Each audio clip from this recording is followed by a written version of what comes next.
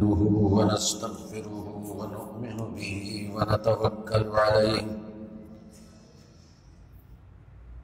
ونعوذ بالله من شرور أنفسنا ومن سيئات أعمالنا من يهده الله فلا مضل له ومن يضلل فلا هادي له ونشهد أن لا إله إلا الله وحده لا شريك له ونشهد أن سيدنا ومولانا محمدا عبده ورسوله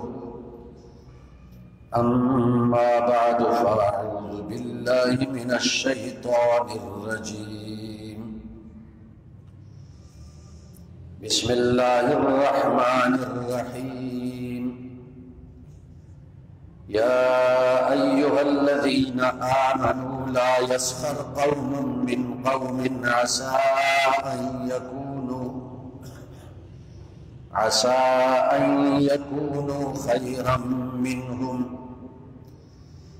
ولا نساء من نساء عسى أن يكن خيرا منهن ولا تلمزوا أنفسكم ولا تنابزوا بالألقاب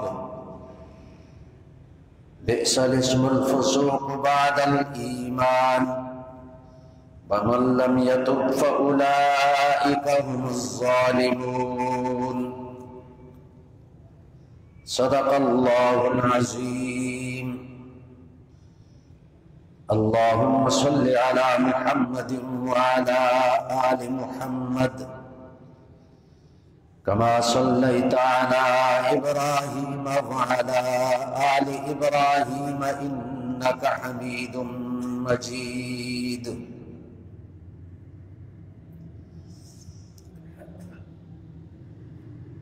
قابل احترام میرے بھائی اور بزرگوں، سورۃ الحجرات میں اللہ تعالیٰ نے اصلاح معاشرہ سے متعلق ہدایات دی ہیں، اور خاص طور پر سورۃ الحجرات کا جو دوسرا رکوع ہے، اس میں اللہ تعالیٰ نے وہ اسباب ذکر کیے کہ جن اسباب کی وجہ سے آپس میں جھگڑے ہوتے ہیں اور معاشرہ بگڑ جاتا ہے، ان اسباب سے بچنے کا اللہ نے حکم دیا، اور وہ 7 اسباب اللہ نے ذکر کیے، جن میں سے پہلا سبب گزشتہ جمعے کو بیان ہو چکا، لا يسخر قوم من قوم، کوئی ایک دوسرے کا مذاق نہ اڑائے، اس سے معاشرہ بگڑ جاتا ہے اور آپس میں جھگڑے پیدا ہوتے ہیں۔ اور دوسرا سبب فرمایا وَلَا تَلْمِزُوا أَنفُسَكُمْ، ایک دوسرے پر طعنے مت لگاؤ، عیب جوئی مت کرو، کسی پر الزام اور طعنہ مت لگاؤ، یہ بھی جھگڑے کا سبب ہے، اور اس سے معاشرہ بدامنی کا شکار ہو جاتا ہے، معاشرے کا امن ختم ہو جاتا ہے۔ نبی کریم صلی اللہ علیہ وسلم نے ایک حدیث مبارک میں ارشاد فرمایا، شرار عباد اللہ المشاؤون بالنمیمہ المفرقون بین الاحبہ الباغون البراء العنق، اللہ کے بندوں میں سے بدترین بندے کون ہیں؟ بدترین بندے کون ہیں؟ جن کے اندر یہ 3 باتیں پائی جائیں، المشاؤون بالنمیمہ، چغل خور بدترین بندے ہیں، ایک کی بات دوسرے کے پاس پہنچانے والے، اور دوسری خصلت یہ ذکر کی المفرقون بین الاحبہ، دوستوں کو آپس میں لڑانے والے، رشتہ داروں کو آپس میں لڑانے والے بدترین بنتے ہیں۔ اور تیسری خصلت ذکر کی البراؤون الباغون البراء العنت، بے عیب لوگوں پر عیب لگانے والے، طعنہ دینے والے۔ فرمایا یہ بدترین مخلوق ہے، چغلی کھانے والے، آپس میں لڑانے والے، دوستوں اور رشتہ داروں کو آپس میں لڑانے والے، طعنہ دینے والے۔ ایک حدیث میں نبی کریم صلی اللہ علیہ وسلم نے فرمایا لیس المؤمن بالطعان، طعنہ لگانے والا مسلمان نہیں، یہ مسلمانوں کی خصلت نہیں۔ نبی کریم صلی اللہ علیہ وسلم نے فرمایا المؤمن مرآۃ المؤمن، مسلمان، ایک مسلمان دوسرے مسلمان کے لیے بمنزل آئینہ کے۔ اور آئینہ کیا کرتا ہے؟ آئینے میں 4 باتیں ہوتی ہیں۔ پہلی بات یہ ہے کہ آئینہ اس کو وہ عیب دکھاتا ہے جو اس کے اندر موجود ہے۔ اگر کوئی عیب اس کے اندر موجود نہیں، آئینہ وہ نہیں دکھاتا۔ اگر کسی کے چہرے پر داغ نہیں تو آئینہ یہ نہیں بتاتا کہ تمہارے چہرے پر داغ ہے، پہلی بات یہ ہے۔ اور دوسری بات، آئینہ کسی عیب کو بڑا چڑھا کر پیش نہیں کرتا۔ جتنا داغ ہوتا ہے چہرے پر آئینہ وہی بتاتا ہے، زیادہ نہیں بتاتا۔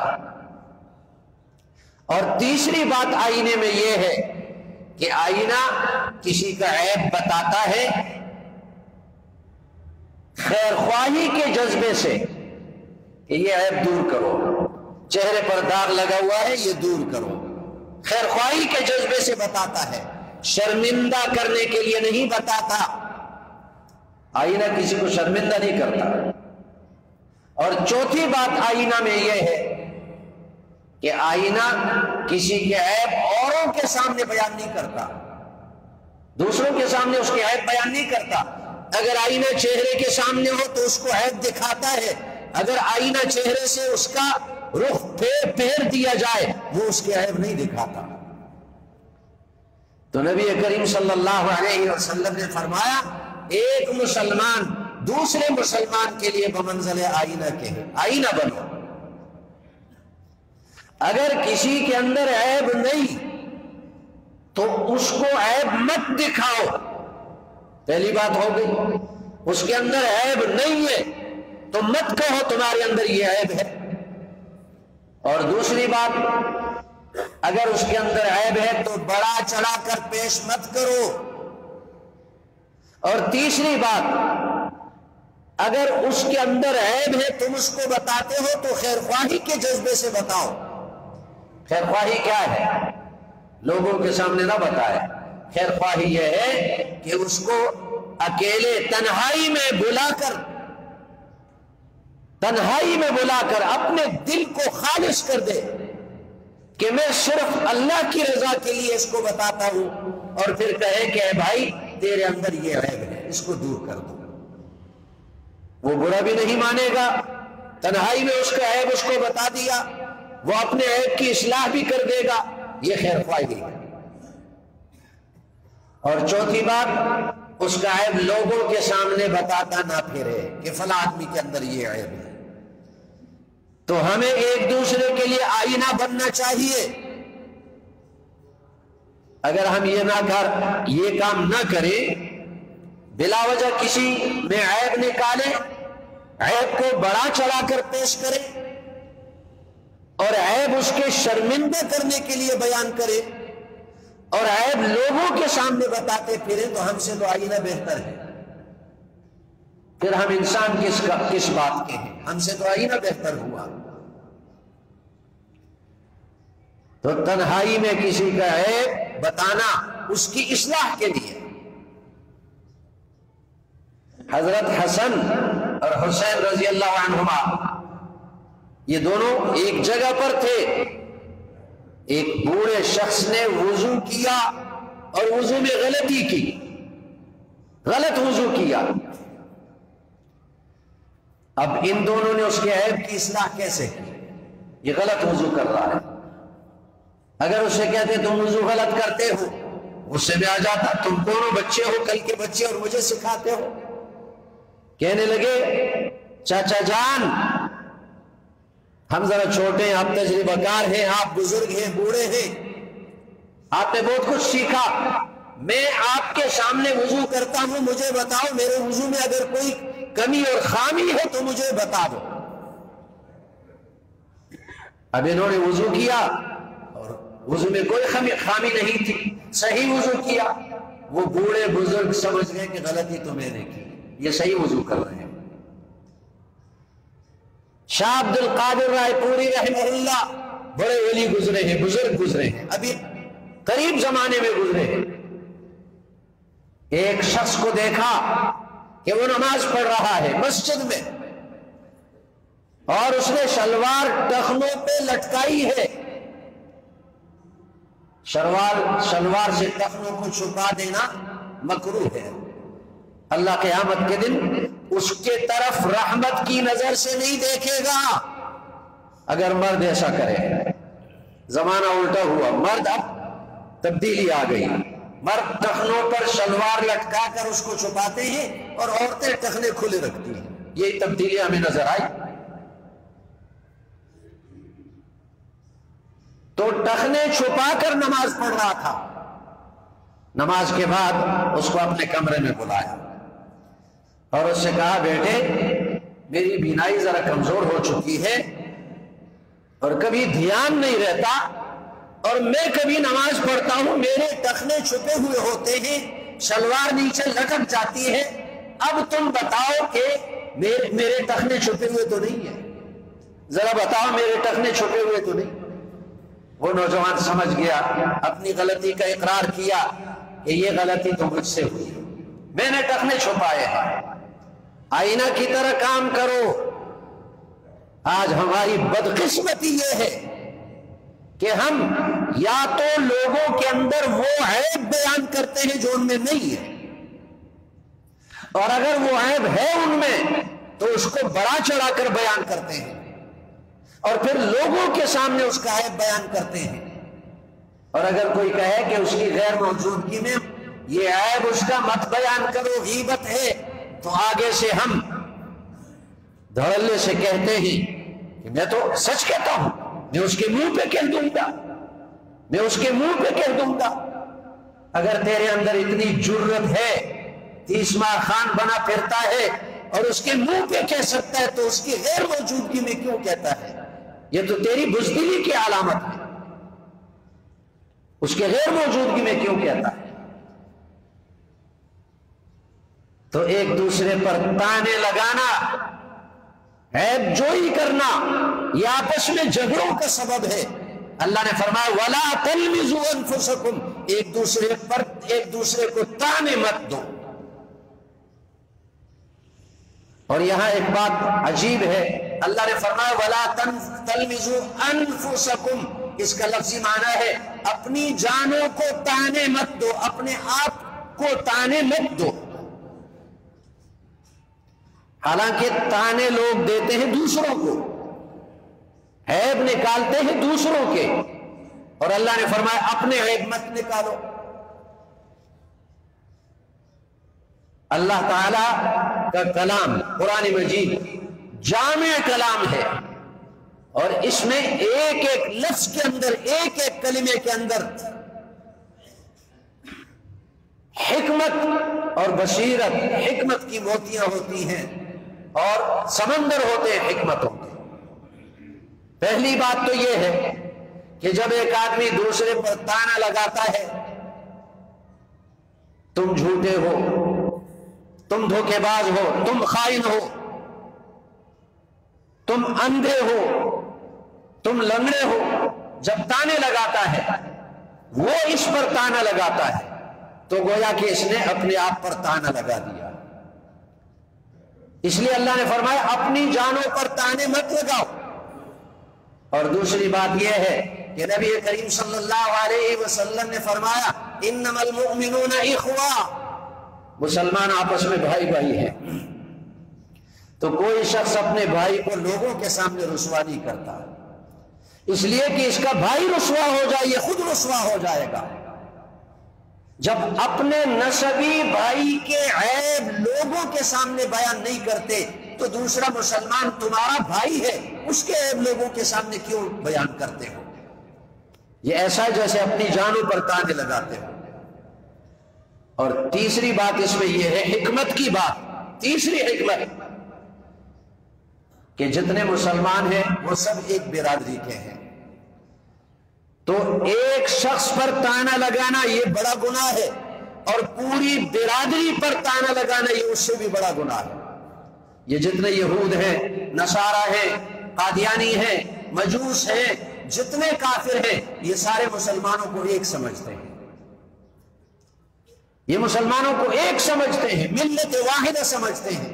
لیکن اگر ہم مسلمانوں کے عیب بیان کرنے شروع کر دیں، فلانے میں یہ عیب ہے، فلانے میں یہ عیب ہے، وہ کافر کیا کہیں گے؟ وہ تو کہیں گے سارے مسلمان ایسے ہی ہیں. تو یہ ایسا گناہ ہے، خطرناک گناہ، کہ جو جھگڑوں کا اور معاشرے کی خرابی کا سبب بنتا ہے. اور لوگ دوسروں کو کیوں طعنہ دیتے ہیں؟ اپنے اندر کے عیب بھول جاتے ہیں تو دوسروں کے عیب بیان کرتے ہیں. اگر اپنے اندر کے عیب یاد ہو تو کوئی دوسرے کا عیب بیان نہیں کرے گا. یہ عیب جتنے ہیں یہ روحانی بیماریاں ہیں. یہ جتنے عیب ہیں یہ روحانی بیماریاں ہیں. اور ایک جسمانی بیماری ہوتی ہے. اگر ایک آدمی کو پیٹ کی بیماری ہو، وہ دوسرے کے سر درد کو کچھ بھی نہیں سمجھتا. اگر ایک آدمی کے پیٹ میں درد ہو تو دوسرے کے سر درد کو کچھ نہیں سمجھتا.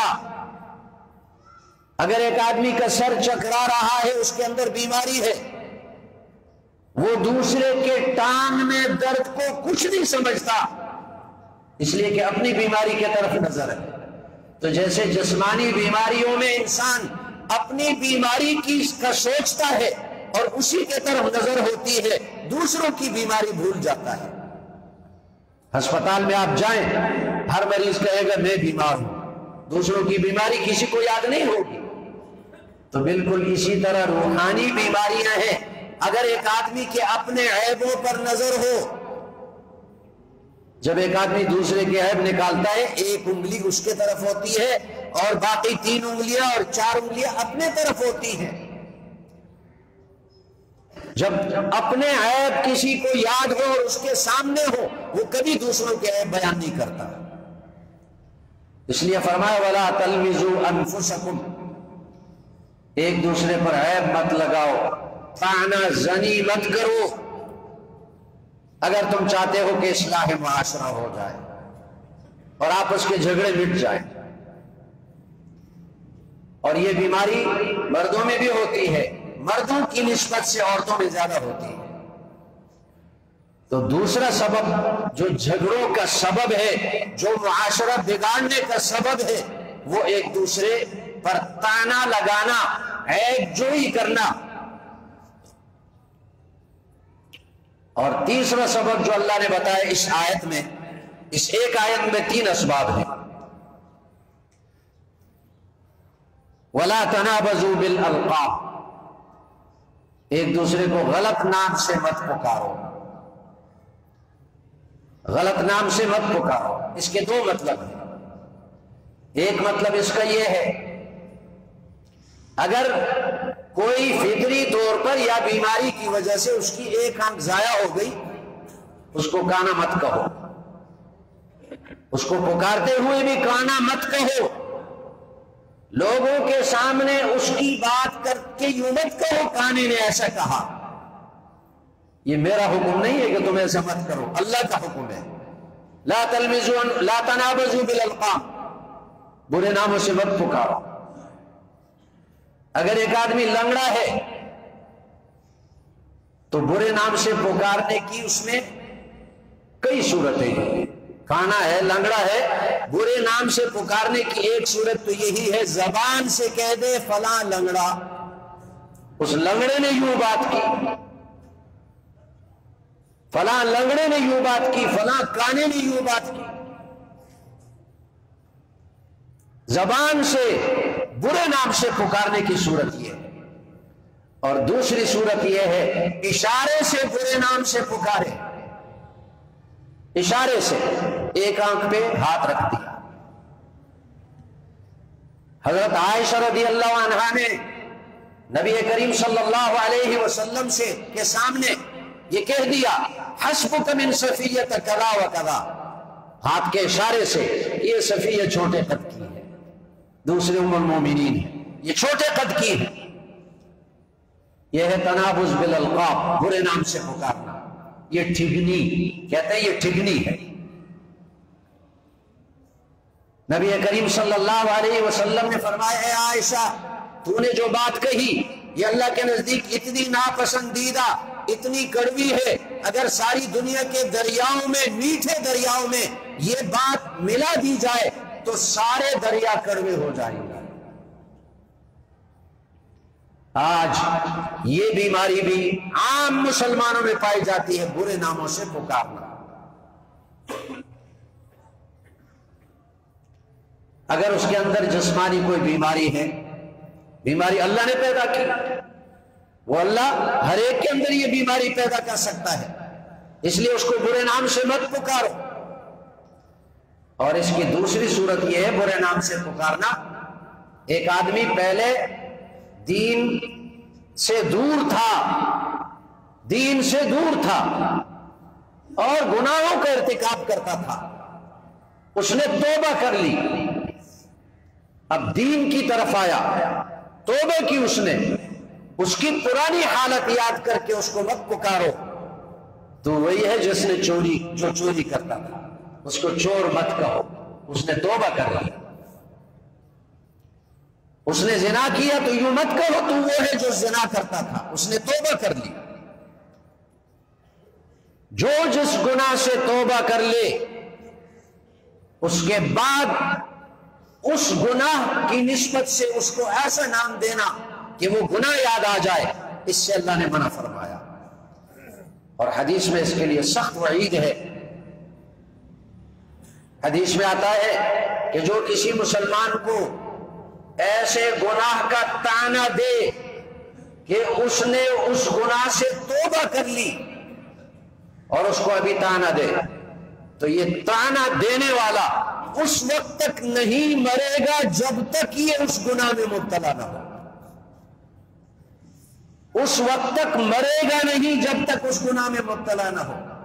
اپنے آپ کو سمجھتا ہے بڑا دیندار اور دوسروں کو گناہوں کے طعنے دیتا ہے، حالانکہ اس گناہ سے اس نے توبہ کر لی. اللہ کے نبی تو فرماتے التائب من الذنب کمن لا ذنب لہ، جو کسی گناہ سے توبہ کر لے وہ ایسا ہے جیسے اس نے گناہ کیا ہی نہیں. توبہ کرنے کے بعد اللہ وہ گناہ اس کے نامِ اعمال سے مٹا دیتا ہے، لکھنے والے فرشتوں کو بھلا دیتا ہے، جس زمین پہ گناہ کیا اس زمین کو بھلا دیتا ہے، وہ گناہ اللہ مٹا دیتا ہے. تو تم کون ہوتے ہو؟ تم اس پرانے گناہ پر اس کو طعنہ دیتے ہو اور اس نام سے اس کو پکارتے ہو. بئس الاسم الفسوق بعد الایمان.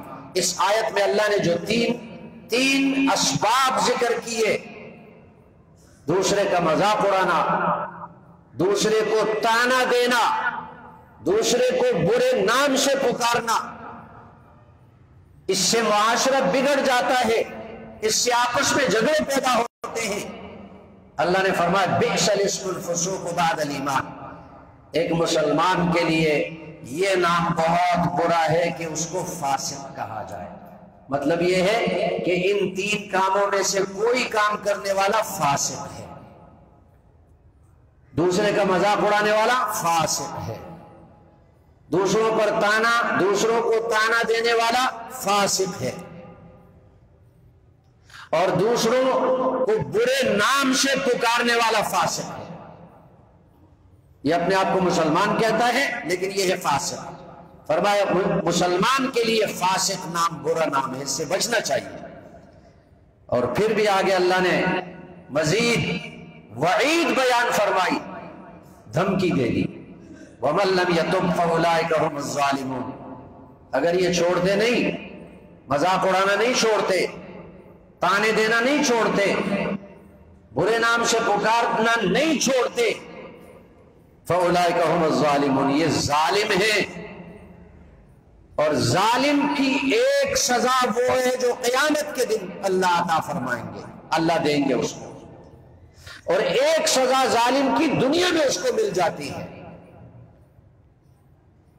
ہم سمجھتے ہیں ظالم وہی ہے جس نے کسی کو تھپڑ مارا، ظالم صرف وہ ہے جس نے کسی کو قتل کیا. یہ بھی ظالم ہے جو دوسروں کا مذاق اڑاتے ہے، اس کو بھی اللہ نے ظالم کہا. جو تانا دیتا ہے اس کو بھی اللہ نے ظالم کہا. جو برے نام سے پکارتا ہے اس کو بھی اللہ نے ظالم کہا.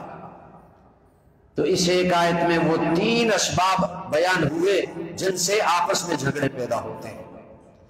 اور آگے اگلی آیات میں 4 مزید اسباب ہیں جن سے جھگڑے پیدا ہوتے ہیں، معاشرہ بگڑتا ہے. اللہ تعالیٰ نے ان اسباب سے منع فرمایا. سبحانک اللہم و بحمدک.